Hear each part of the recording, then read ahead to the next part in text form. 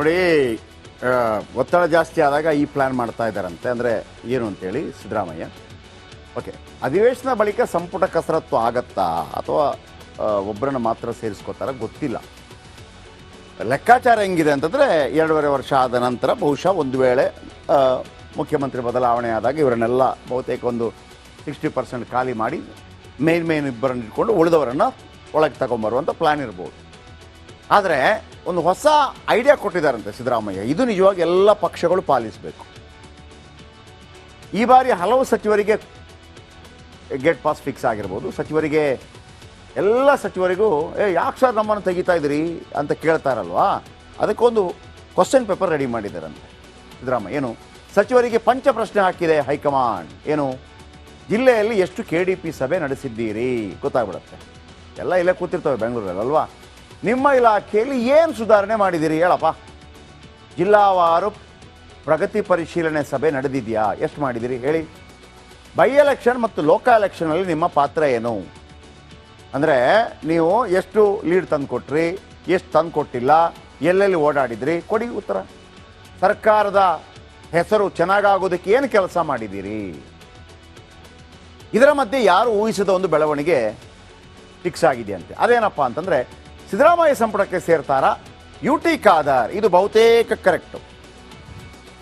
ಖಾದರ್ ಅವರನ್ನು ಸಂಪುಟಕ್ಕೆ ಸೇರಿಸಿಕೊಂಡು ದಿನೇಶ್ ಗುಂಡೂರಾವ್ ಅವರು ಸ್ಪೀಕರ್ ಆಗುವ ಸಾಧ್ಯತೆ ಇದೆಯಂತೆ. ದಿನೇಶ್ ಗುಂಡೂರಾವ್ ಇರೋದ್ರಲ್ಲೇ ಒಬ್ಬರು ಬ್ರಾಹ್ಮಣ. ಅವರೇನಾದರೂ ಸ್ಪೀಕರ್ ಆದರೆ ಒಬ್ಬ ಈ ಕಾಂಗ್ರೆಸ್ನಲ್ಲಿ ಏನಂತಾರೆ ಅದಕ್ಕೆ ಪ್ರಾದೇಶಿಕ ಮತ್ತು ಜಾತಿವಾರು ಲೆಕ್ಕಾಚಾರ ಇರ್ತದೆ. ಒಂದು ಮುಸ್ಲಿಂ ಒಂದು ಕೊಡಬೇಕು, ಅಲ್ಪಸಂಖ್ಯಾತರಿಗೆ ಇಷ್ಟು ಕೊಡಬೇಕು, ಒಕ್ಕಲಿಗೆ ಎಷ್ಟು ಕೊಡಬೇಕು, ಲಿಂಗಾಯತಿಗೆ ಇಷ್ಟು ಕೊಡಬೇಕು, ಬ್ರಾಹ್ಮಣ ಎಷ್ಟು ಕೊಡಬೇಕು, ಬೋವಿ ಇಷ್ಟು ಕೊಡಬೇಕು, ಹಿಂದುಳಿದವರಿಗೆ ಎಷ್ಟು ಕೊಡಬೇಕು, ಹೀಗೆಲ್ಲ ಇರುತ್ತೆ. ಆಮೇಲೆ ಈಗ ನೋಡಿ ಅಲ್ಲಿ ಸುಧಾಕರ್ ಅಂತಿದ್ದಾರಲ್ಲ, ದುರ್ಗ ಜಿಲ್ಲೆಯವರು, ಚಿತ್ರದುರ್ಗ ಜಿಲ್ಲೆಯವರು, ಅವರು ಯಾವ ಕಾರಣಕ್ಕಾಗಿತ್ತಂದರೆ ಇದು ಜೈನ್ ಕಾರಣಕ್ಕಾಗಿ. ಹಾಗೆ ಕಾಂಗ್ರೆಸ್ ಅದನ್ನು ಭಾಳ ಸೂಕ್ಷ್ಮವಾಗಿ ನೋಡುತ್ತೆ. ಈಗಾಗಲೇ ದಿನೇಶ್ ಗುಂಡೂರಾವ್ ಸ್ಪೀಕರ್ ಆದರೆ ಬ್ರಾಹ್ಮಣ ಕೋಟದಲ್ಲಿ ಯಾರು ಇರೋದು? ಬ್ರಾಹ್ಮಣ ಕೋಟದಲ್ಲಿ RV ದೇಶಪಾಂಡೆಗೆ ಒಂದು ಚಾನ್ಸ್ ಸಿಗತ್ತಾ ಗೊತ್ತಿಲ್ಲ. ಹಿರಿಯರಿದ್ದಾರೆ, ಕಳೆದ ಬಾರಿ ಕೂಡ ಆಗಿಲ್ಲ ಅವರು. ದೇಶಪಾಂಡೆ ಮೂಲಕ ಕಾರವಾರಕ್ಕೆ ಪ್ರಾತಿನಿಧ್ಯ ಸಿಗತ್ತಾ? ಇನ್ನು BK ಹರಿಪ್ರಸಾದ್, ನರೇಂದ್ರ ಸ್ವಾಮಿ, ಲಕ್ಷ್ಮಣ ಸವದಿ, ವಿಜಯಂತ್ ಕಾಶಪ್ಪನವರ್, ಪುಟ್ಟರಂಗ ಶೆಟ್ಟಿ, ಅಜಯ್ ಸಿಂಗ್, KM ಶಿವಲಿಂಗೇಗೌಡರು,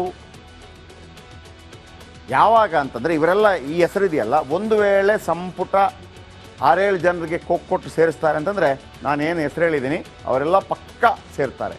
ಇಲ್ಲದಿದ್ದರೆ ಎರಡೇ ಆಪ್ಷನ್, ನಾಗೇಂದ್ರ ಮಾತ್ರ, ಉಳಿದಕ್ಕೆಲ್ಲ ಟಾಟಾ ಬಾಯ್ ಬಾಯ್.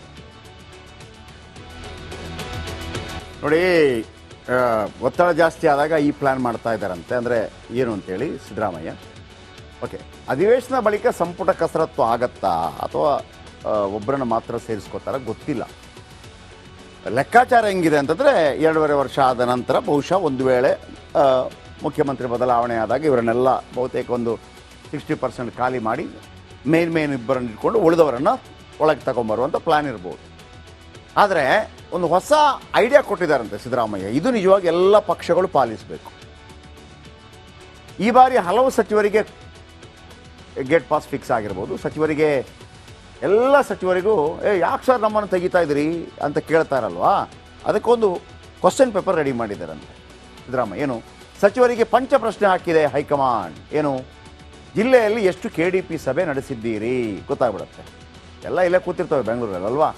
ನಿಮ್ಮ ಇಲಾಖೆಯಲ್ಲಿ ಏನು ಸುಧಾರಣೆ ಮಾಡಿದ್ದೀರಿ ಹೇಳಪ್ಪ. ಜಿಲ್ಲಾವಾರು ಪ್ರಗತಿ ಪರಿಶೀಲನೆ ಸಭೆ ನಡೆದಿದೆಯಾ, ಎಷ್ಟು ಮಾಡಿದ್ದೀರಿ ಹೇಳಿ. ಬೈ ಎಲೆಕ್ಷನ್ ಮತ್ತು ಲೋಕಲ್ ಎಲೆಕ್ಷನಲ್ಲಿ ನಿಮ್ಮ ಪಾತ್ರ ಏನು? ಅಂದರೆ ನೀವು ಎಷ್ಟು ಲೀಡ್ ತಂದು ಕೊಟ್ರಿ, ಎಷ್ಟು ತಂದು ಕೊಟ್ಟಿಲ್ಲ, ಎಲ್ಲೆಲ್ಲಿ ಓಡಾಡಿದ್ರಿ, ಕೊಡಿ ಉತ್ತರ. ಸರ್ಕಾರದ ಹೆಸರು ಚೆನ್ನಾಗಾಗೋದಕ್ಕೆ ಏನು ಕೆಲಸ ಮಾಡಿದ್ದೀರಿ?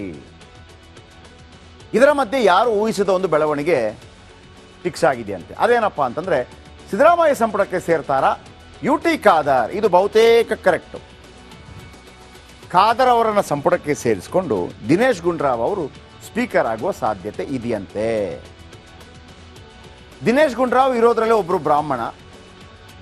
ಅವರೇನಾದರೂ ಸ್ಪೀಕರ್ ಆದರೆ ಒಬ್ಬ ಈ ಕಾಂಗ್ರೆಸ್ನಲ್ಲಿ ಏನಂತಾರೆ ಅದಕ್ಕೆ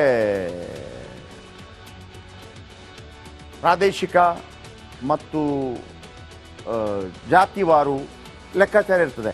ಒಂದು ಮುಸ್ಲಿಂ ಒಂದು ಕೊಡಬೇಕು, ಅಲ್ಪಸಂಖ್ಯಾತರಿಗೆ ಇಷ್ಟು ಕೊಡಬೇಕು, ಒಕ್ಕಲಿಗೆ ಎಷ್ಟು ಕೊಡಬೇಕು, ಲಿಂಗಾಯತಿಗೆ ಇಷ್ಟು ಕೊಡಬೇಕು, ಬ್ರಾಹ್ಮಣ ಎಷ್ಟು ಕೊಡಬೇಕು, ಬೋವಿ ಇಷ್ಟು ಕೊಡಬೇಕು, ಹಿಂದುಳಿದವರಿಗೆ ಎಷ್ಟು ಕೊಡಬೇಕು, ಹೀಗೆಲ್ಲ ಇರುತ್ತೆ.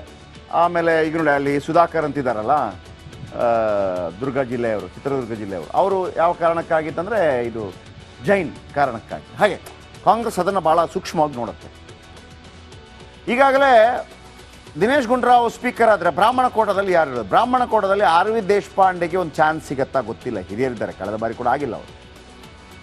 ದೇಶಪಾಂಡೆ ಮೂಲಕ ಕಾರವಾರಕ್ಕೆ ಪ್ರಾತಿನಿಧ್ಯ ಸಿಗತ್ತಾ?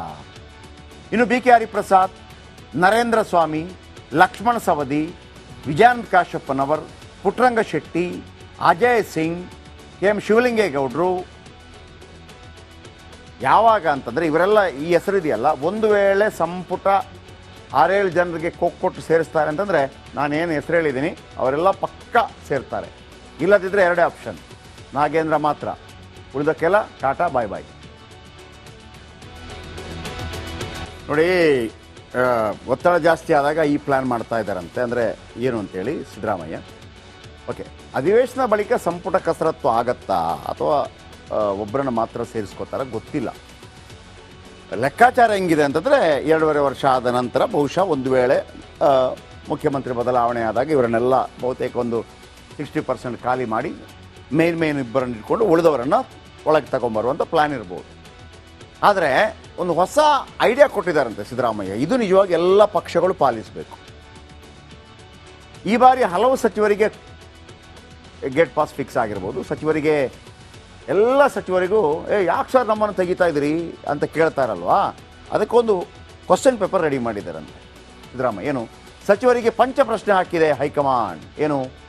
ಜಿಲ್ಲೆಯಲ್ಲಿ ಎಷ್ಟು KDP ಸಭೆ ನಡೆಸಿದ್ದೀರಿ ಗೊತ್ತಾಗ್ಬಿಡುತ್ತೆ. ಎಲ್ಲ ಇಲ್ಲೇ ಕೂತಿರ್ತವೆ ಬೆಂಗಳೂರಲ್ಲಿ ಅಲ್ವಾ. ನಿಮ್ಮ ಇಲಾಖೆಯಲ್ಲಿ ಏನು ಸುಧಾರಣೆ ಮಾಡಿದ್ದೀರಿ ಹೇಳಪ್ಪ. ಜಿಲ್ಲಾವಾರು ಪ್ರಗತಿ ಪರಿಶೀಲನೆ ಸಭೆ ನಡೆದಿದೆಯಾ? ಎಷ್ಟು ಮಾಡಿದ್ದೀರಿ ಹೇಳಿ.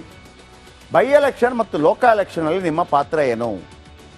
ಅಂದರೆ ನೀವು ಎಷ್ಟು ಲೀಡ್ ತಂದು ಕೊಟ್ರಿ, ಎಷ್ಟು ತಂದು ಕೊಟ್ಟಿಲ್ಲ, ಎಲ್ಲೆಲ್ಲಿ ಓಡಾಡಿದ್ರಿ, ಕೊಡಿ ಉತ್ತರ. ಸರ್ಕಾರದ ಹೆಸರು ಚೆನ್ನಾಗಾಗೋದಕ್ಕೆ ಏನು ಕೆಲಸ ಮಾಡಿದ್ದೀರಿ? ಇದರ ಮಧ್ಯೆ ಯಾರು ಊಹಿಸಿದ ಒಂದು ಬೆಳವಣಿಗೆ ಫಿಕ್ಸ್ ಆಗಿದೆಯಂತೆ. ಅದೇನಪ್ಪ ಅಂತಂದರೆ ಸಿದ್ದರಾಮಯ್ಯ ಸಂಪುಟಕ್ಕೆ ಸೇರ್ತಾರಾ UT ಖಾದರ್. ಇದು ಬಹುತೇಕ ಕರೆಕ್ಟು. ಖಾದರ್ ಅವರನ್ನು ಸಂಪುಟಕ್ಕೆ ಸೇರಿಸಿಕೊಂಡು ದಿನೇಶ್ ಗುಂಡೂರಾವ್ ಅವರು ಸ್ಪೀಕರ್ ಆಗುವ ಸಾಧ್ಯತೆ ಇದೆಯಂತೆ. ದಿನೇಶ್ ಗುಂಡೂರಾವ್ ಇರೋದ್ರಲ್ಲೇ ಒಬ್ಬರು ಬ್ರಾಹ್ಮಣ, ಅವರೇನಾದರೂ ಸ್ಪೀಕರ್ ಆದರೆ ಒಬ್ಬ ಈ ಕಾಂಗ್ರೆಸ್ನಲ್ಲಿ ಏನಂತಾರದಕ್ಕೆ ಪ್ರಾದೇಶಿಕ ಮತ್ತು ಜಾತಿವಾರು ಲೆಕ್ಕಾಚಾರ ಇರ್ತದೆ. ಒಂದು ಮುಸ್ಲಿಂ ಒಂದು ಕೊಡಬೇಕು, ಅಲ್ಪಸಂಖ್ಯಾತರಿಗೆ ಇಷ್ಟು ಕೊಡಬೇಕು, ಒಕ್ಕಲಿಗೆ ಎಷ್ಟು ಕೊಡಬೇಕು, ಲಿಂಗಾಯತಿಗೆ ಇಷ್ಟು ಕೊಡಬೇಕು, ಬ್ರಾಹ್ಮಣ ಎಷ್ಟು ಕೊಡಬೇಕು, ಬೋವಿ ಇಷ್ಟು ಕೊಡಬೇಕು, ಹಿಂದುಳಿದವರಿಗೆ ಎಷ್ಟು ಕೊಡಬೇಕು, ಹೀಗೆಲ್ಲ ಇರುತ್ತೆ. ಆಮೇಲೆ ಈಗ ನೋಡಿ ಅಲ್ಲಿ ಸುಧಾಕರ್ ಅಂತಿದ್ದಾರಲ್ಲ, ದುರ್ಗ ಜಿಲ್ಲೆಯವರು, ಚಿತ್ರದುರ್ಗ ಜಿಲ್ಲೆಯವರು, ಅವರು ಯಾವ ಕಾರಣಕ್ಕಾಗಿತ್ತಂದರೆ ಇದು ಜೈನ್ ಕಾರಣಕ್ಕಾಗಿ. ಹಾಗೆ ಕಾಂಗ್ರೆಸ್ ಅದನ್ನು ಭಾಳ ಸೂಕ್ಷ್ಮವಾಗಿ ನೋಡುತ್ತೆ. ಈಗಾಗಲೇ ದಿನೇಶ್ ಗುಂಡೂರಾವ್ ಸ್ಪೀಕರ್ ಆದರೆ ಬ್ರಾಹ್ಮಣ ಕೋಟದಲ್ಲಿ ಯಾರು ಇರೋದು? ಬ್ರಾಹ್ಮಣ ಕೋಟದಲ್ಲಿ ಆರ್ ವಿ ದೇಶಪಾಂಡೆಗೆ ಒಂದು ಚಾನ್ಸ್ ಸಿಗತ್ತಾ ಗೊತ್ತಿಲ್ಲ. ಹಿರಿಯರಿದ್ದಾರೆ, ಕಳೆದ ಬಾರಿ ಕೂಡ ಆಗಿಲ್ಲ ಅವರು. ದೇಶಪಾಂಡೆ ಮೂಲಕ ಕಾರವಾರಕ್ಕೆ ಪ್ರಾತಿನಿಧ್ಯ ಸಿಗತ್ತಾ? ಇನ್ನು B K Hariprasad, Narendra Swamy, Lakshmana Savadi, ವಿಜಯಾಂತ್ Kashappanavar, Puttaranga Shetty, Ajay Singh, K M ಶಿವಲಿಂಗೇಗೌಡರು, ಯಾವಾಗ ಅಂತಂದರೆ ಇವರೆಲ್ಲ ಈ ಹೆಸರಿದೆಯಲ್ಲ, ಒಂದು ವೇಳೆ ಸಂಪುಟ 6-7 ಜನರಿಗೆ ಕೊಟ್ಟು ಸೇರಿಸ್ತಾರೆ ಅಂತಂದರೆ ನಾನೇನು ಹೆಸರು ಹೇಳಿದ್ದೀನಿ ಅವರೆಲ್ಲ ಪಕ್ಕ ಸೇರ್ತಾರೆ. ಇಲ್ಲದಿದ್ದರೆ ಎರಡೇ ಆಪ್ಷನ್, ನಾಗೇಂದ್ರ ಮಾತ್ರ, ಉಳಿದಕ್ಕೆಲ್ಲ ಟಾಟಾ ಬಾಯ್ ಬಾಯ್.